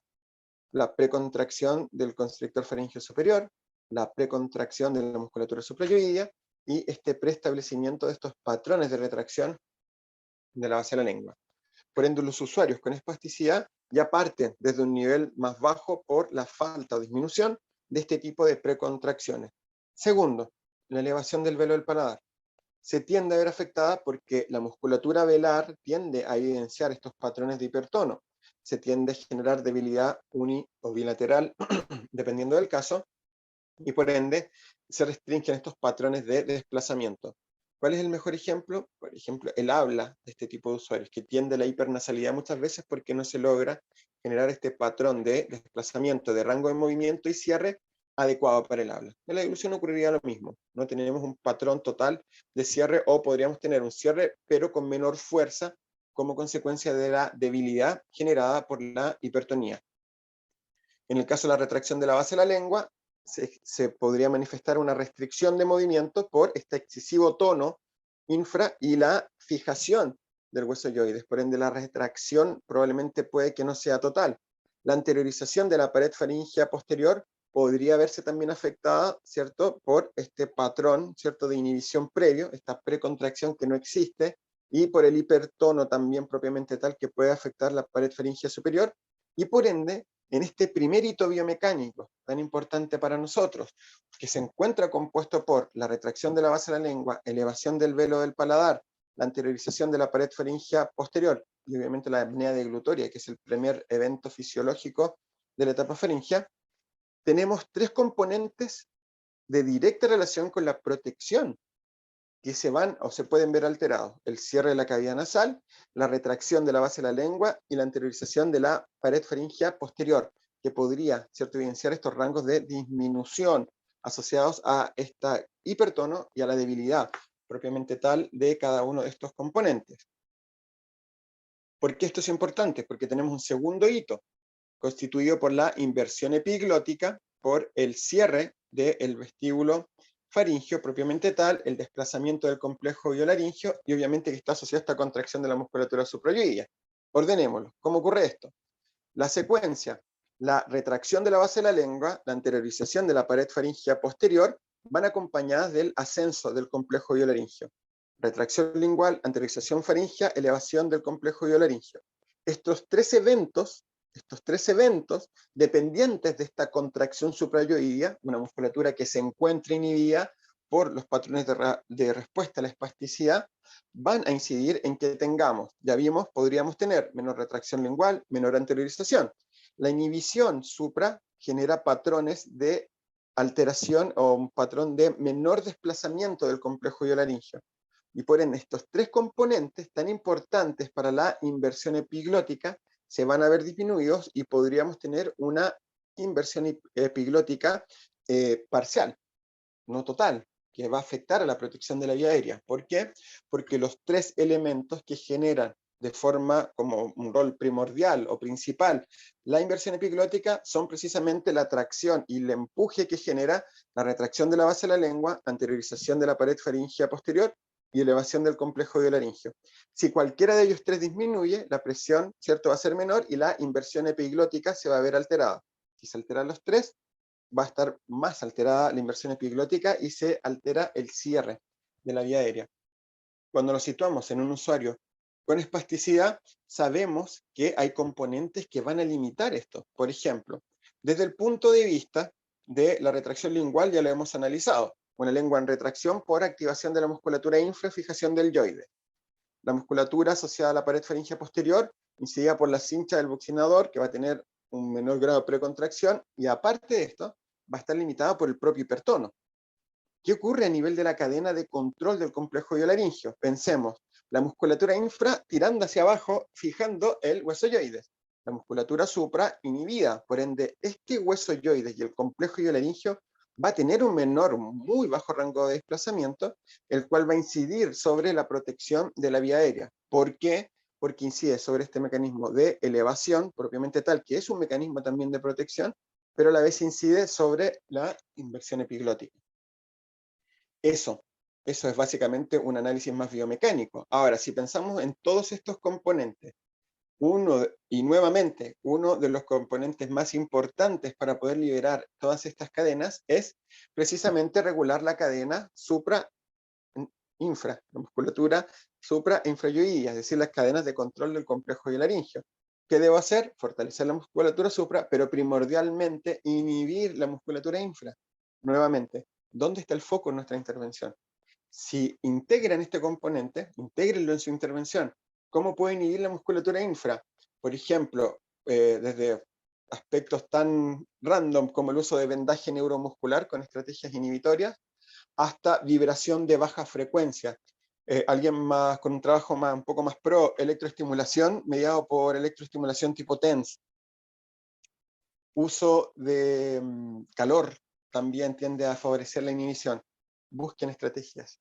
Inhiban musculatura infra y verifiquen qué es lo que ocurre con sus usuarios con espasticidad. Van a ver que la inhibición infrayoidia genera una gran potenciación en términos funcionales. La explicación acá, en este tipo de análisis. Y obviamente tenemos un tercerito biomecánico, que es este factor. Debemos recordar que la apertura del esfínter esofágico superior se encuentra mediada por muchos factores. Factores de control neural, como por ejemplo esta señal inhibitoria del núcleo ambiguo, la propia distensibilidad, ¿cierto?, del esfínter, la presión de flujo, la peristalsis, todo incide en la apertura. El flujo orientado a la presión que ejerce sobre el esfínter es distensible, tiene una señal inhibitoria, pero aparte de eso, hay un componente biomecánico, el músculo cricofaringio, que es el esfínter. Obviamente al tener esta conexión a nivel, ¿cierto?, del cricoides, responde a cualquier desplazamiento del complejo bilaringio.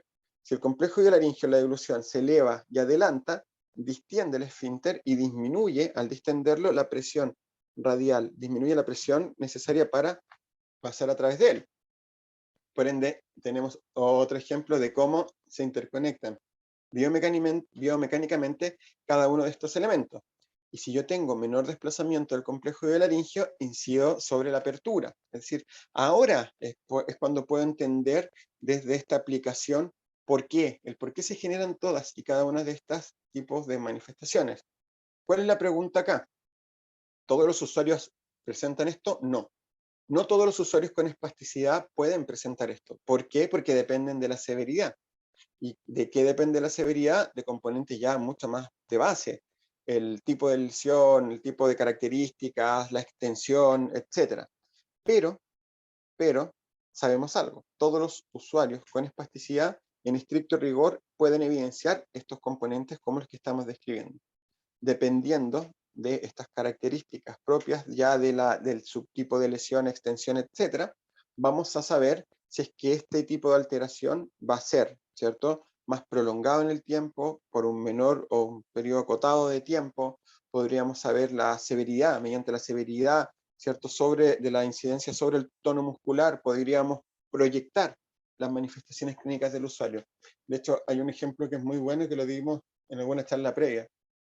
En algunos de los lugares donde hemos trabajado en los centros, cuando hemos tenido alumnos en práctica, muchas veces, muchos de ellos mecanizaban la intervención y sabían, por ejemplo, que un usuario que venía con este tipo de antecedentes, es decir, al revisar la historia clínica, sabían de forma inicial que, por ejemplo, debían aplicar estrategias de inhibición en musculatura clave, como por ejemplo inhibición de masséteros temporales, ¿cierto?, inhibición de musculatura infra, lo cual podían hacer incluso con tape, y eso lo hacían, de forma base, sin evaluar mucho, inhibición de musculatura infra, inhibición de musculatura, ¿cierto?, más asociada a la elevación, ¿cierto?, musculatura masticatoria, y activación de la musculatura supra.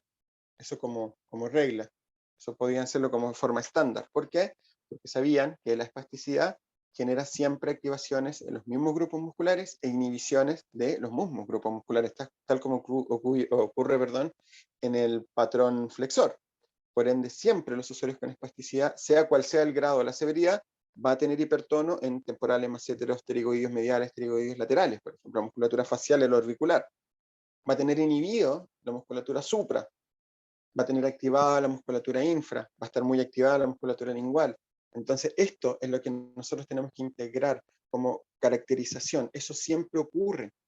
Disminuye la severidad, puede aumentar o disminuir la severidad, pero siempre va a ocurrir. Y siempre el formato de manifestación a nivel de glutorio, la afectación, es similar, es la misma. ¿Qué es lo que varía? El tiempo, varía la severidad, dependiendo del cuadro de base, y eso es lo que tengo que integrar. Cuando conozco esto, puedo orientar de mejor forma mi evaluación, ya sea una evaluación clínica o instrumental, porque ya sé de forma previa qué es lo que puede estar ocurriendo. Incluso sé de forma previa que puedo realizar o tomar algunas acciones que podrían generar cambios significativos, como lo que estábamos hablando a nivel de la musculatura infra, a nivel de la regulación de las cadenas musculares de control. Por eso es importante integrarlo. ¿Por qué? Porque, por ejemplo, cuando nosotros llevamos este análisis a otro tipo de componente, es decir, a la alteración de estas vías subcorticales que tienen relación con estos mecanismos de aferencia y eferencia que hacen participar a los ganglios de la base y a la sustancia negra, podemos tener este tipo de manifestaciones clínicas como la rigidez. Vamos a hacer un análisis comparativo. Acá es un poco más corto el análisis. ¿Por qué? Porque la rigidez, propiamente tal, tiene una característica muy importante. Presenta también hipertono, pero no presenta hiperreflexia. Incide sobre la musculatura, pero de forma global. Es decir, se va a evidenciar este cambio, se va a evidenciar la rigidez y el aumento de tono en todos los grupos musculares. Por ende, eso explica el por qué los usuarios con rigidez, ya sea por enfermedad de Parkinson u otro tipo de manifestación que no cursa con este tipo de diagnóstico, es decir, usuarios que presentan parkinsonismo, ¿cierto? O algún tipo de alteración, podríamos llevarlo de alteración subcortical por un accidente cerebrovascular, por ejemplo.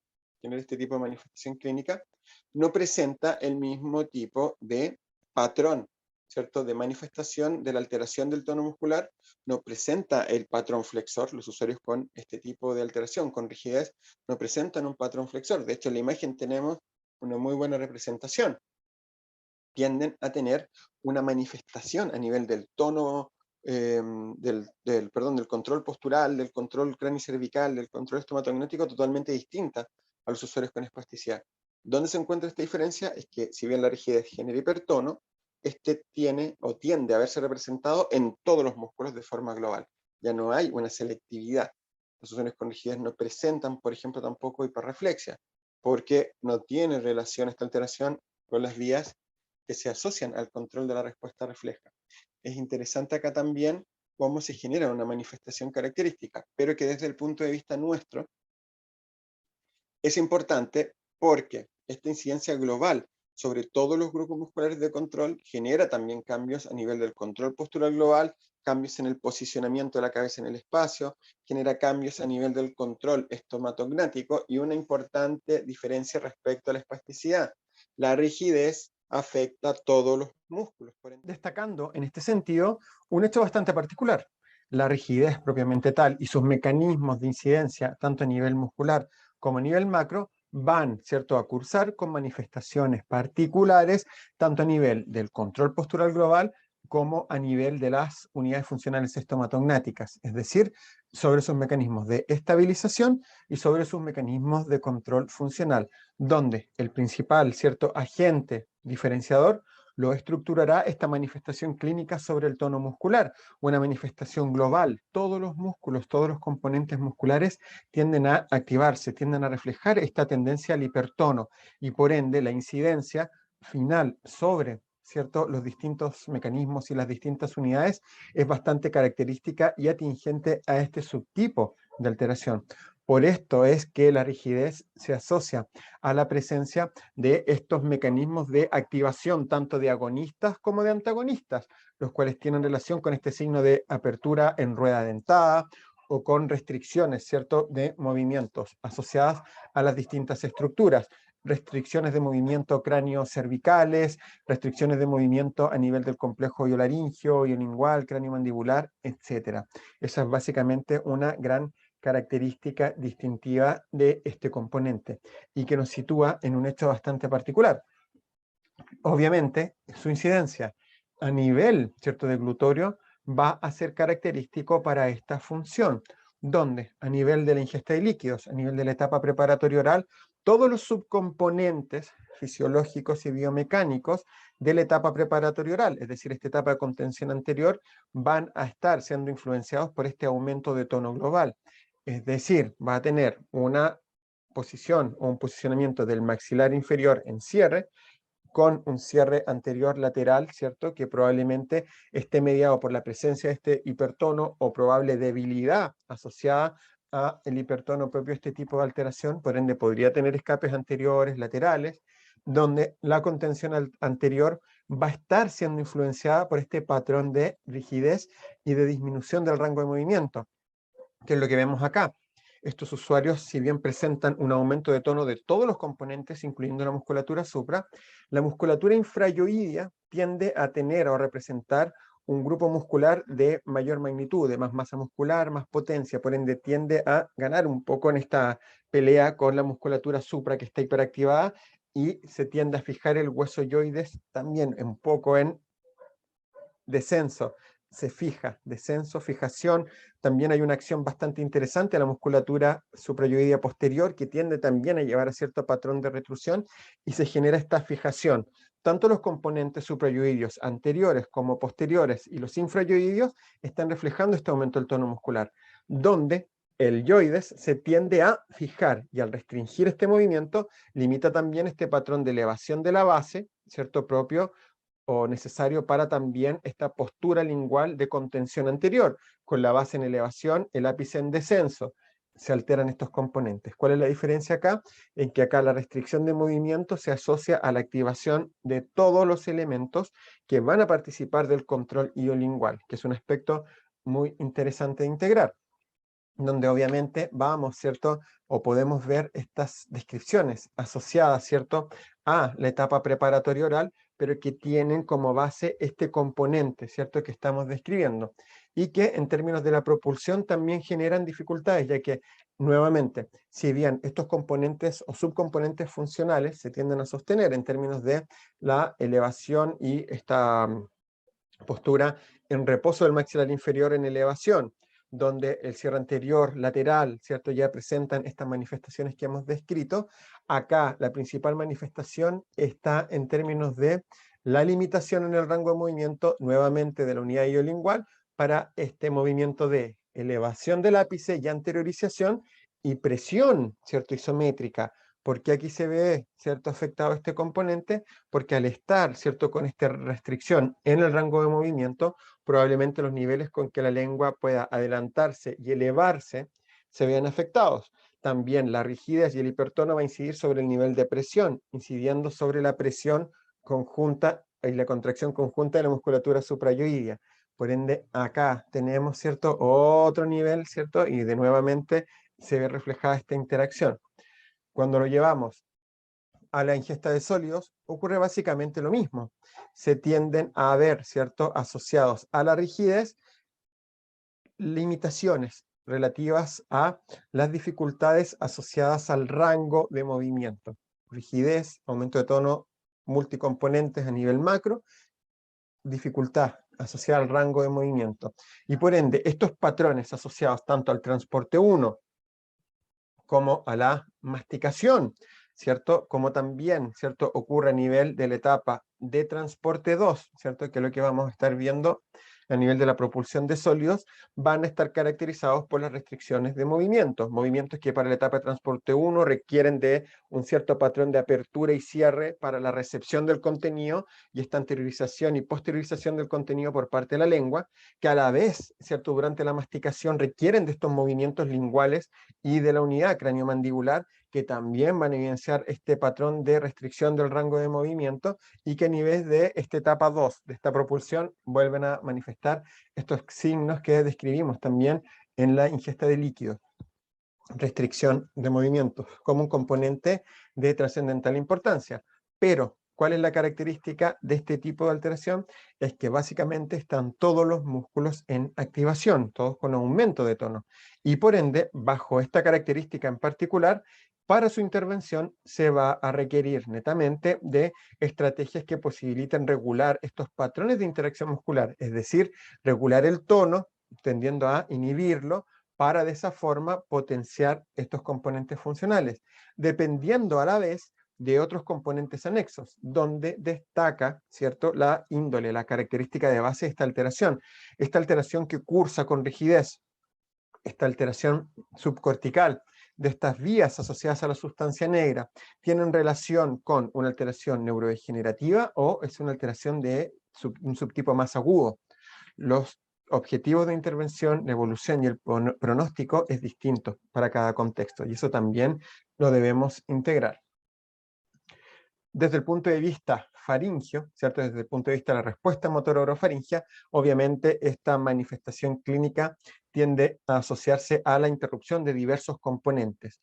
¿Cómo inciden? De forma particular, restricción de movimiento, incide sobre la retracción de la base de la lengua. Esto también va a incidir, por ejemplo, sobre la elevación del velo del paladar, otro componente que podría verse también alterado. La lengua va a estar en esta fijación en retracción o también podría presentar en algunos casos ciertos patrones de desviación, más bien retracción, con disminución del rango de movimiento. El velo del paladar, disminución del rango de movimiento. La contracción del constrictor faríngeo superior, también inhibición y disminución en el rango de movimiento asociado a esta activación de todos los componentes asociados. Por eso es tan importante que podamos incluirlo en este punto.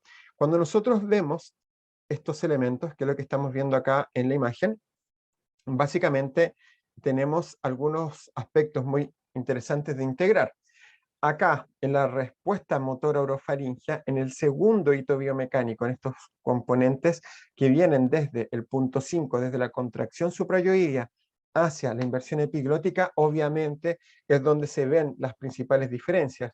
Una musculatura que tiende, una musculatura suprayoidea anterior que tiende a este hipertono. Recordemos, huesoyoides, musculatura suprayoidea anterior, musculatura supraposterior, musculatura infra. Los tres componentes en contracción, es decir, tensando la musculatura anterior hacia el maxilar inferior, la musculatura suprayoidea posterior tensando o con contracción hacia el cráneo, la inferior con contracción hacia la cintura escapular. En esos tres patrones de disputa tiende a ganar la musculatura supraposterior y la infra, por ende la musculatura, el hueso yoides, se tiende a situar en un cierto grado de retracción y descenso. Tienden a ganar estos grupos musculares. Se fija en esta postura. ¿Qué es lo que ocurre acá? Cuando necesitamos de esta contracción de la musculatura suprayoidea, esta musculatura que ya tiene hipertono y que obviamente viene con una predisposición a la falla, ya que desde este patrón de precontracción asociado a la propulsión, a esta presión isométrica, que probablemente es ineficiente por la rigidez y la debilidad, ya tiene un menor grado, ¿cierto?, de activación en este punto, o se altera este componente, esta interacción, ya que a la vez la musculatura supra presenta este hipertono, y obviamente en este contexto de rigidez, los patrones de desplazamiento del complejo iolaringio se alteran. ¿Cómo se alteran? Mediante esta manifestación de esta disminución en el rango de movimiento. Es decir, cuando nosotros analizamos esto, podríamos tener en este tipo de usuarios una disminución en el rango de movimiento de retracción lingual, de anteriorización de la pared faríngea posterior, de elevación del complejo biolaringio y por ende incidir sobre una menor inversión epiglótica, generando este patrón de desprotección de la vía aérea. Ese es el punto.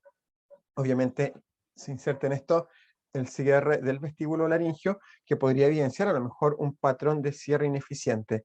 ¿A qué apuntamos con esto? Básicamente vamos nuevamente al análisis del sustrato fisiológico. Se va a requerir de un trabajo centrado en, primero, estabilizar estas cadenas musculares de control. Y en este tipo de usuarios, obviamente, las estrategias tienen que ir, ¿cierto?, de la mano del uso de estrategias inhibitorias, es decir, estrategias que busquen inhibir este tono muscular activado, incluyendo la musculatura supra. Acá no nos va a servir la electroestimulación tipo EMS o tipo FES, donde habitualmente este patrón de uso debiera, ¿cierto?, se tiende a asociar a una estimulación profunda que conduce a la contracción y que habitualmente, independiente de la modificación de algunos parámetros, orientándolo un poco a este tipo de usuarios, no tienden a generar una buena adaptación. Los usuarios con alteraciones de este tipo, con rigidez, no responden de forma adecuada, de forma positiva a la electroestimulación tipo FES o tipo EMS, donde, ¿cierto?, en este contexto se tiende a responder de mejor forma a estímulos tipo TENS, más superficiales que lleven a la inhibición, donde en este contexto se tiende a responder de mejor forma a estímulos vibratorios de baja frecuencia que llevan a la inhibición.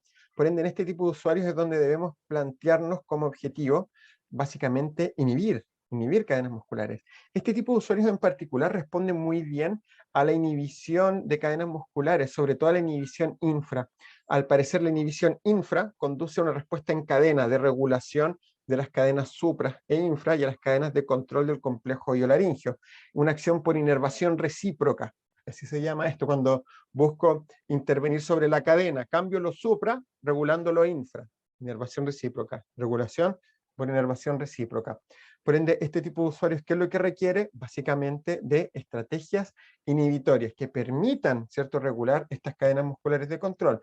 Y dentro de ellas, la musculatura infra tiende a ser muy importante. La inhibición infra tiende a propiciar, ¿cierto?, un mejor rendimiento de la cadena muscular completa. Y obviamente, ¿cierto?, en estos patrones de regulación se va a incidir sobre este último hito biomecánico, la apertura del esfínter esofágico superior. Por ende, la rigidez en sí, si bien tiende a cursar también con hipertono, este hipertono es distinto al de la espasticidad y debemos considerar esta característica, de que básicamente nos lleva a un elemento que ya hemos descrito. La selección de estrategias de intervención va a estar mediada por este subtipo de manifestación y por ende, a pesar de presentar hipertono, al igual que la espasticidad, las estrategias que podemos utilizar en usuarios con espasticidad son distintas a las estrategias que podemos utilizar en usuarios que evidencian la presencia de rigidez. Esto es un elemento muy importante de considerar.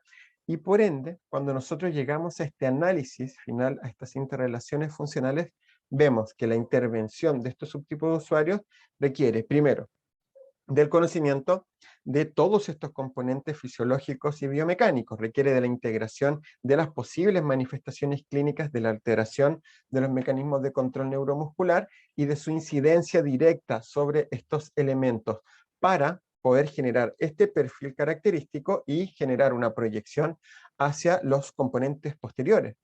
¿A qué nos referimos con esto? Cuando yo conozco, nuevamente, cuando hacemos referencia al conocimiento de la patología de base, yo puedo saber que los usuarios con espasticidad o con rigidez, en este caso, van a evidenciar una incidencia característica sobre el tono muscular. En el caso de la rigidez, de forma global. Que esta incidencia global va a incidir sobre los distintos componentes fisiológicos de cada modelo fisiológico de eglusión, sobre cada etapa y sobre cada subcomponente fisiológico de forma particular. Ya tengo una noción o una idea de cómo la rigidez incide sobre la etapa preparatoria oral u oral, o la etapa de ingesta 1 de procesamiento, perdón, etapa de transporte 1 de procesamiento de transporte 2, en la ingesta de sólidos. Sé cómo puede incidir, sé cómo incide sobre la musculatura, sé cómo pueden responder, es decir, yo puedo proyectar de forma previa la respuesta de este usuario a la presencia de rigidez netamente con o solamente con la información en términos de la severidad, ¿cierto?, de la incidencia de esta patología de base sobre el tono muscular. Lo proyecto también a nivel faríngeo, sé lo que puedo encontrar en términos macro.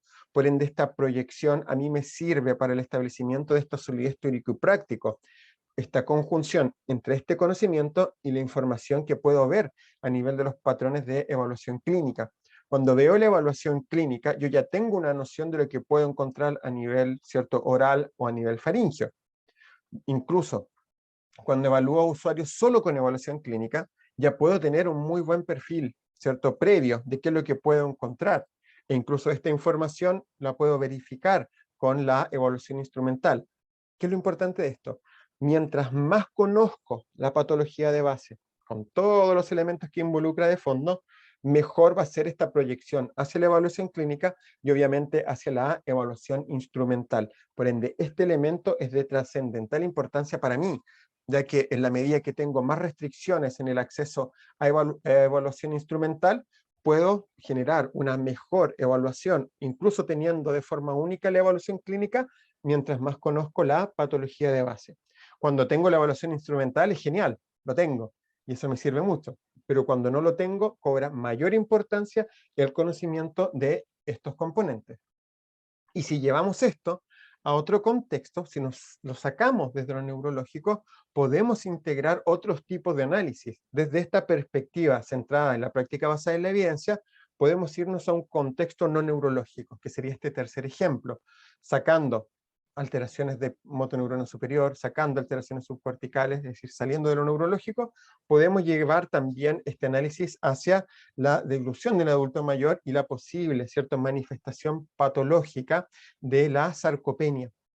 Un componente interesante a integrar y que también lo analizamos en este, lo integramos en este análisis porque básicamente nos permite ver desde otro punto de vista la fisiopatología, nuevamente, integrar este modelo de la práctica basada en la evidencia a otro tipo de alteraciones, es decir, integrando el contexto patológico, ¿cierto?, no neurológico, ¿cierto?, un contexto patológico del envejecimiento, un tema bastante relacionado con la sarcopenia y la evolución, ¿cierto?, negativa y patológica de la sarcopenia en el tiempo, la cual puede conducir a esta manifestación clínica, la disfagia sarcopénica, un tipo de alteración que se describe como una incidencia patológica de la sarcopenia sobre la deglución, descartando, ¿cierto?, cualquier otro tipo de etiología. Es decir, en un usuario adulto mayor, donde se ha descartado todo otro tipo de posibles alteraciones, no tenemos una explicación neurológica,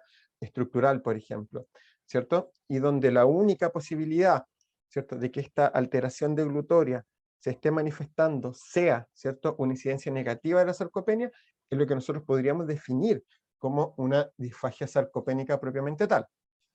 Y obviamente esto en un contexto multidimensional, ya que debemos recordar que básicamente para este contexto de disfagia sarcopénica, obviamente tenemos este primer requisito, eliminar cualquier otra posible causa. No debiéramos tener otra causa para el trastorno deglutorio más que la sarcopenia propiamente tal y su evolución. Ahora, cuando hablamos de incidencia patológica de la sarcopenia, hablamos de un componente multidimensional, del cual ya hablamos, por ejemplo, en la charla de presbifagia. La presbifagia propiamente tal, esta deglución normal pero envejecida, tiene como uno de sus componentes la presencia, ¿cierto?, de sarcopenia.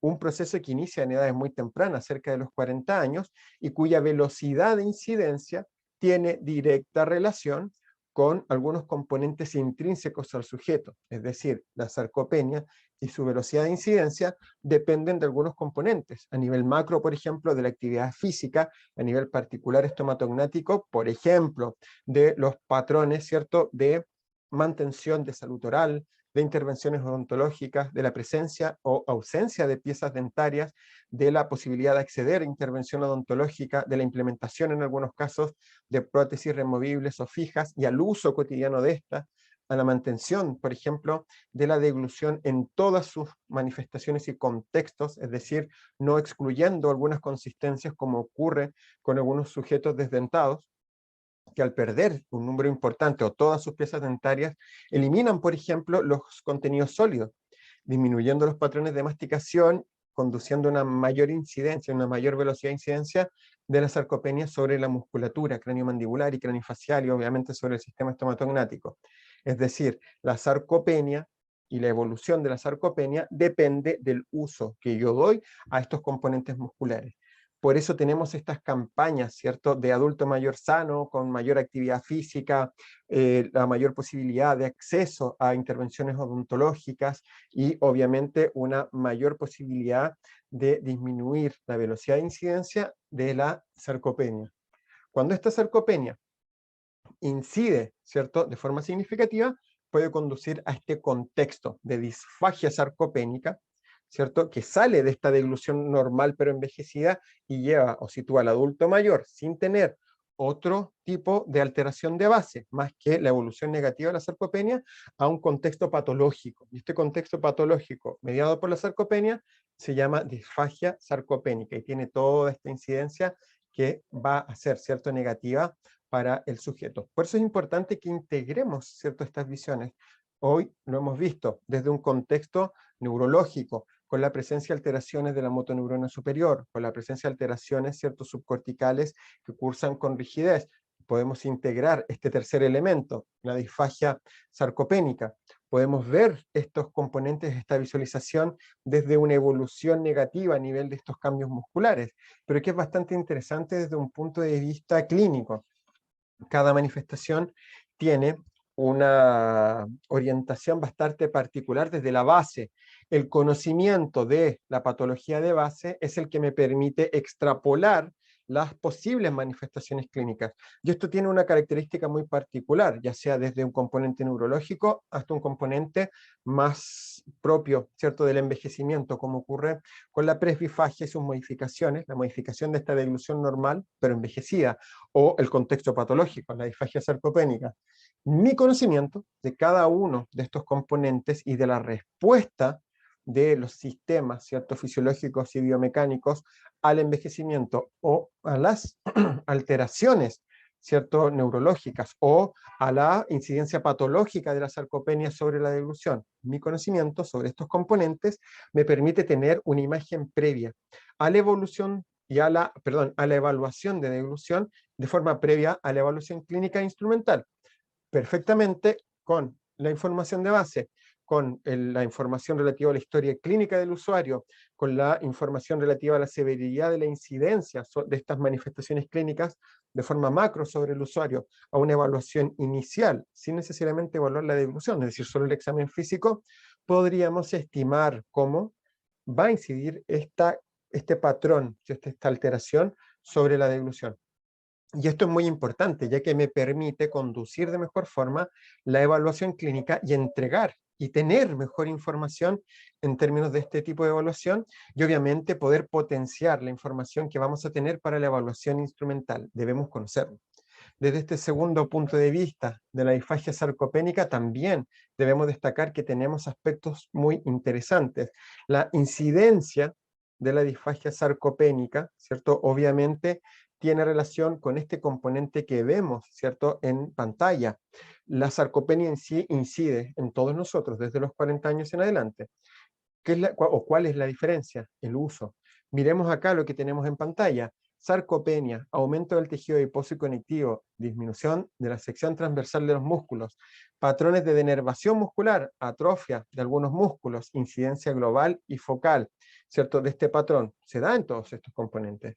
¿Qué es lo que disminuye esto? La actividad física desde lo global, actividad estomatognática desde estas funciones como la deglución. Y este ejemplo que vemos acá es muy interesante. Un sujeto de 40 años triatleta, un sujeto de 74 años triatleta, mantiene prácticamente los mismos patrones, ¿cierto?, a nivel muscular, los mismos patrones de sección transversal, de masa muscular, los mismos patrones de tejido adiposo y conectivo bastante bajos, versus un sujeto de 74 años sedentario, donde la cantidad de tejido adiposo y conectivo es bastante amplia en comparación a la masa muscular.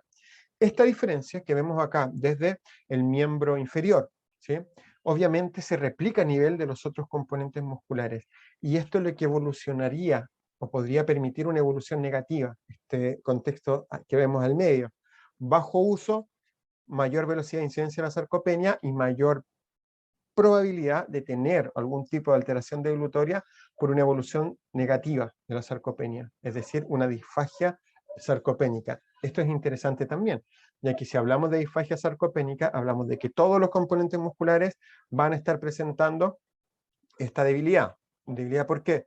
Por hipotonía, por menor cantidad de tejido muscular, por aumento del tejido adiposo, aumento del tejido conectivo, por estos patrones de denervación y por patrones de atrofia, es decir, hipotonía y debilidad que van a llevar a la presencia de trastornos de la deglución. Esto sería un análisis bastante distintivo respecto a las alteraciones neurológicas. Una alteración importante de la deglución por una vía no neurológica, las cuales pueden llevar a estas manifestaciones. Tenemos, ¿cierto?, este patrón, tenemos esta característica, tenemos también estos niveles de interacción, donde hemos visto que estos componentes tan importantes como patologías de base de índole neurológicas, como la evolución negativa de la sarcopenia. Esto en un contexto bastante amplio de posibles manifestaciones.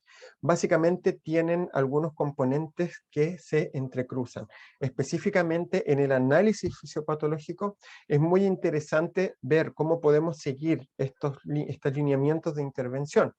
En este caso, desde los patrones de la práctica basada en la evidencia, cómo mi conocimiento de estas patologías de base puede orientarnos a un mejor y mayor, ¿cierto?, análisis en términos de las manifestaciones clínicas particulares de cada individuo. Y es por este motivo que la inclusión de estos componentes tiende a tomar mayor relevancia.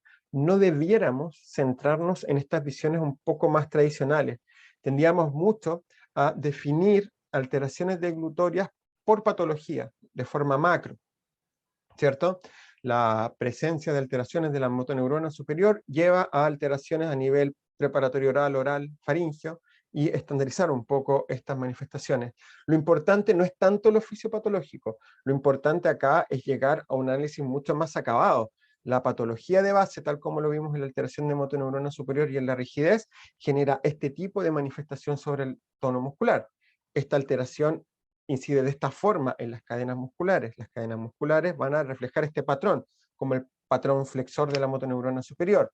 Este patrón flexor o este patrón de activación de unos grupos musculares e inhibición de otros se replica a nivel del sistema estomatognático. Esto conduce a la inhibición de la musculatura suprayoidea, ¿cierto? Y activación de los otros componentes musculares. Esto lo llevamos a la biomecánica.